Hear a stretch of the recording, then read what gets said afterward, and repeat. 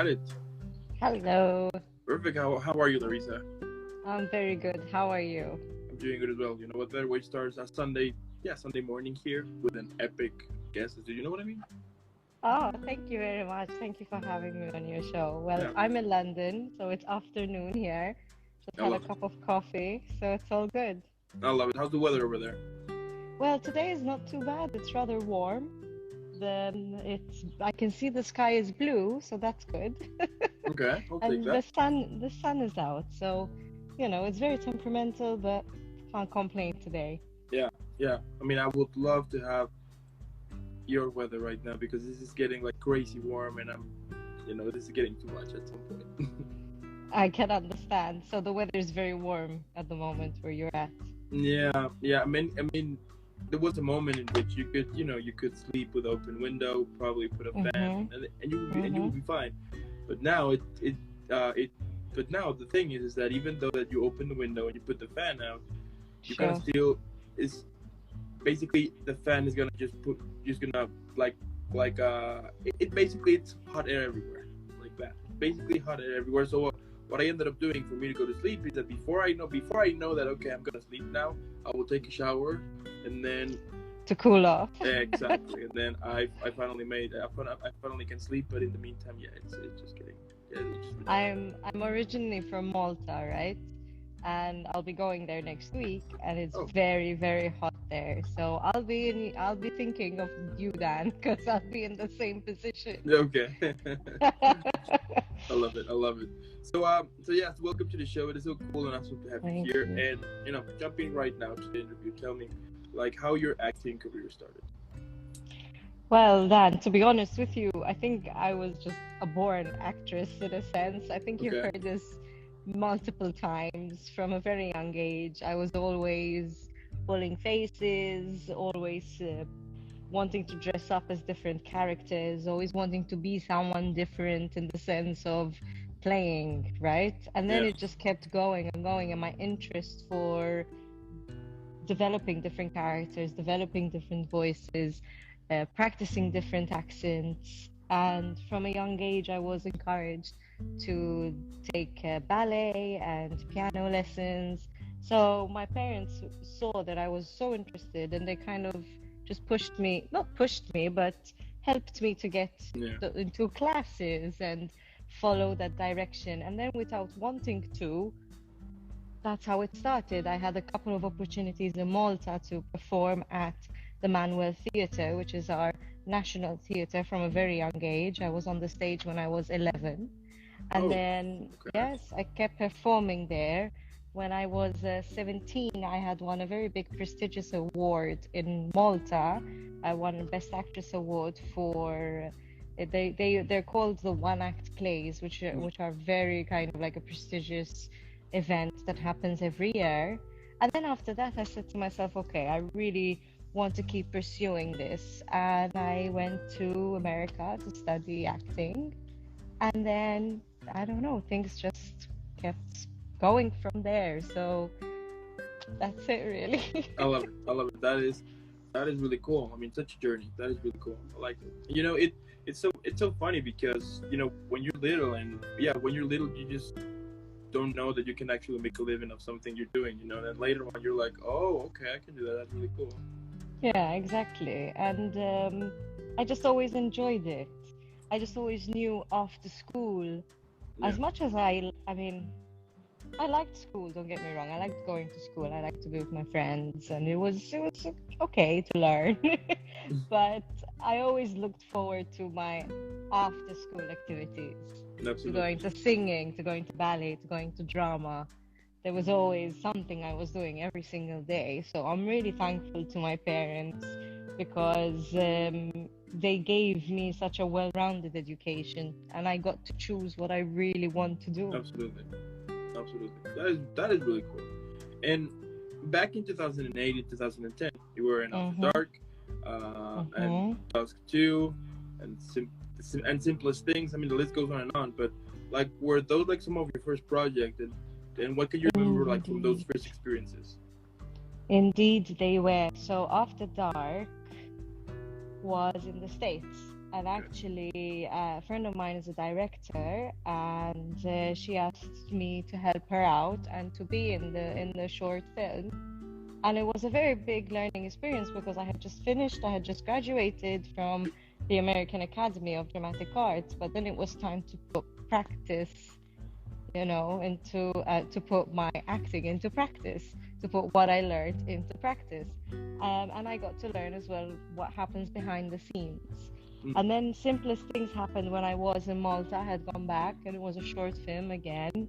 And I really felt so comfortable doing that because I had already had that experience of being on a film set and understanding what everybody does and understanding what my role is as an actor too. And then the list goes on, I guess. Yeah, I've been very blessed with the work that I've done. I can totally agree on that. Later on, you were in Soul, Journey, A Dangerous Arrangement. But tell me, like, how you usually prepare a character? Now, you understand, of course, that depends on the role, but like, what usually sets you off into this journey of creating someone? So, what I like to do is, so I get the script, I read it, and I read it with a very open mind. I don't read it from anybody's point of view but my own, Larissa. And then what I do is I'll read it again, and I'll really go into what my characters say and how are they feeling, and trying to look at everybody else through their eyes. And then I read it a third time from the other character's point of view and how they feel about my character.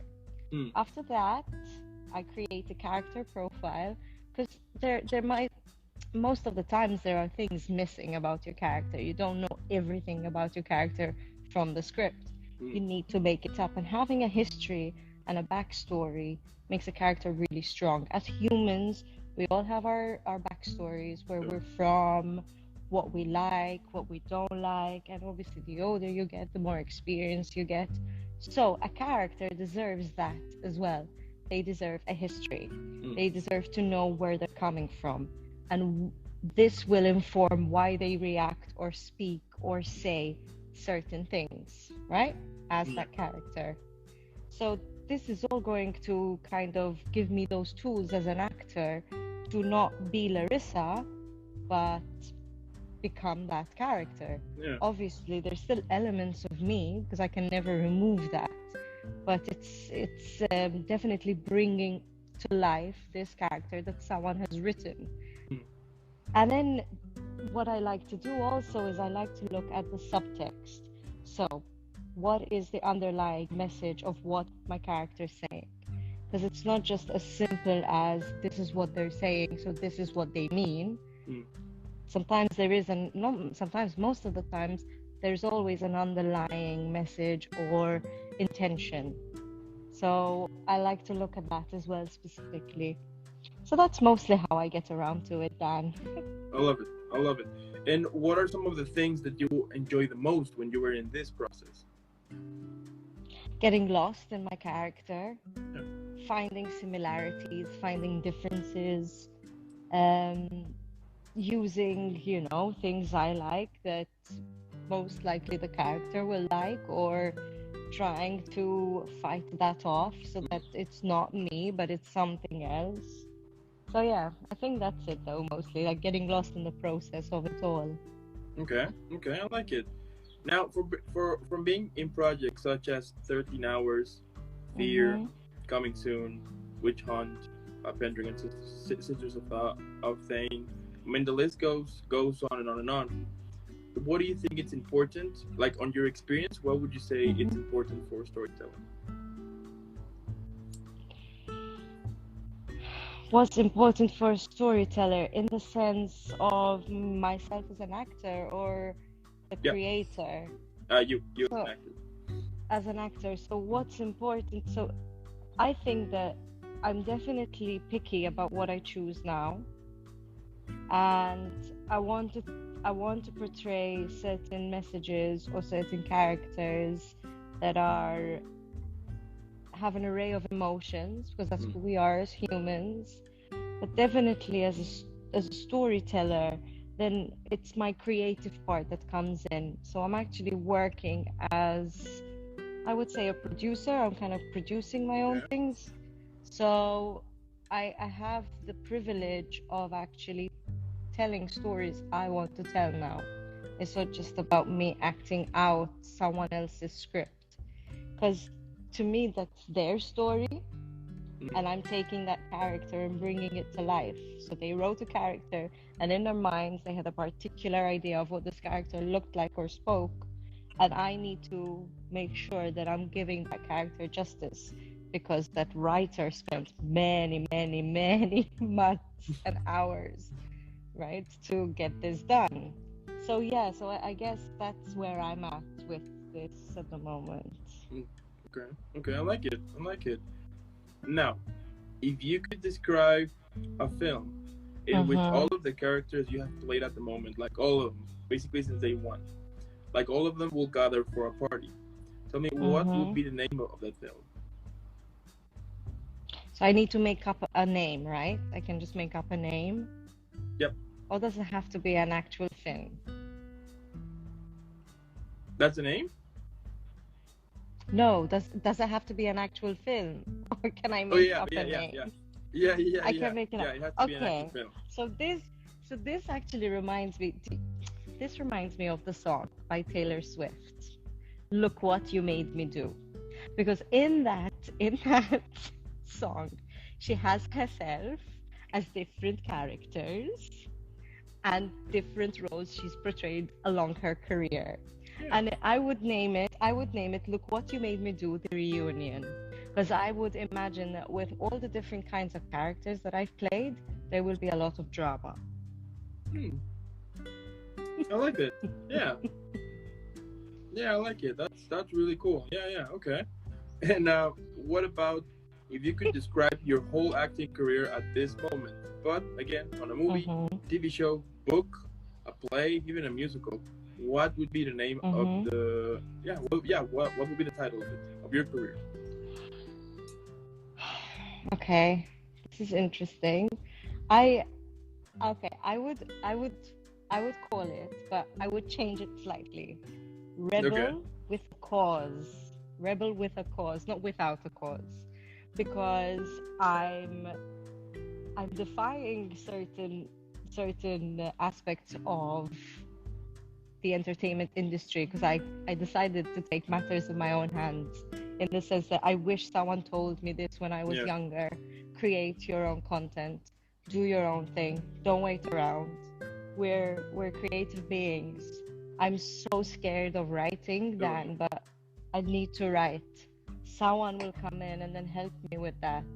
I have other strengths. Collaborate with people so that you learn from people. So if you're not, I'm really scared of writing, I feel like I'm not a great writer at all, collaborate with a writer, learn from them. And I'm sure that you can share something about what you're strong in with them.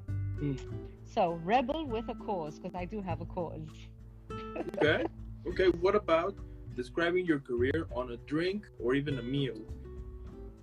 All right. I'll go for a drink. Okay. And I would say a whiskey sour. Because it's timeless.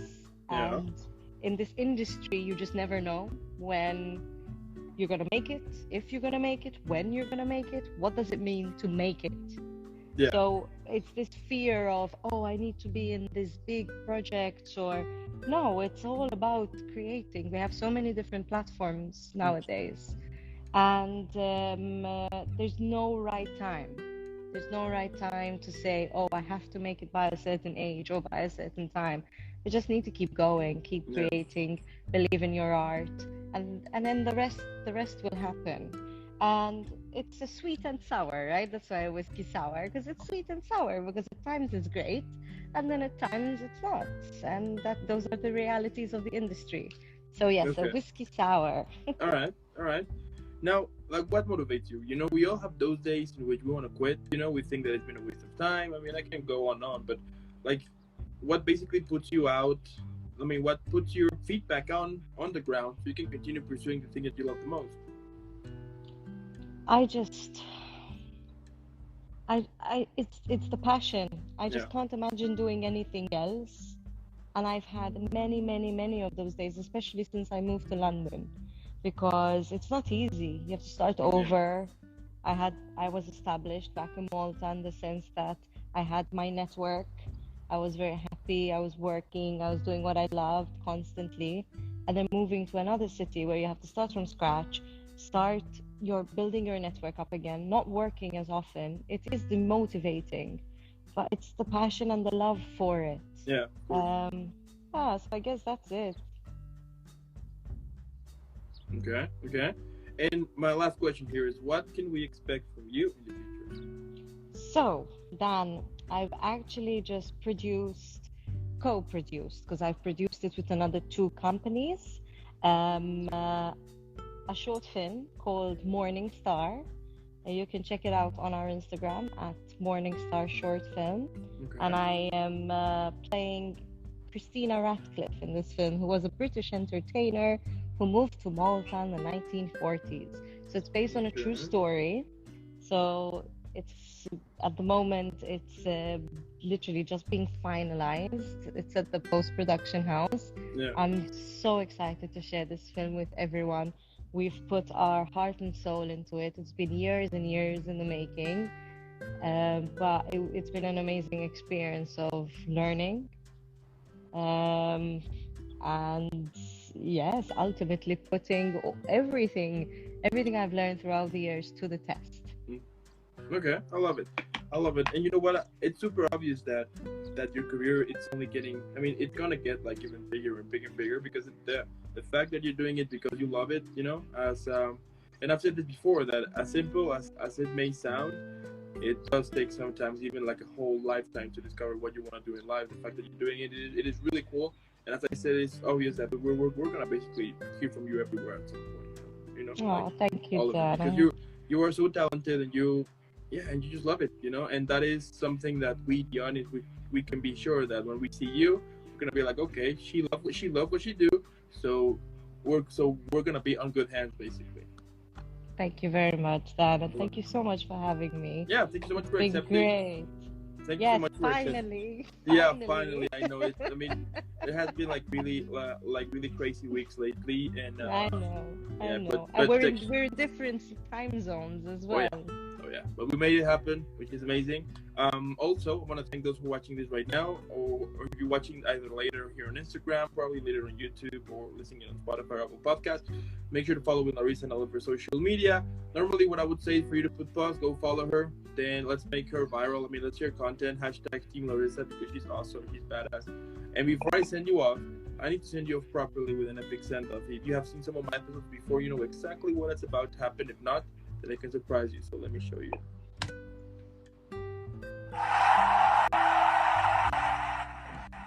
Thank you. I love it. Thank you to everyone as well, and keep following Dan, because this is amazing that you're giving all of these artists an opportunity to just share their story. So thank you.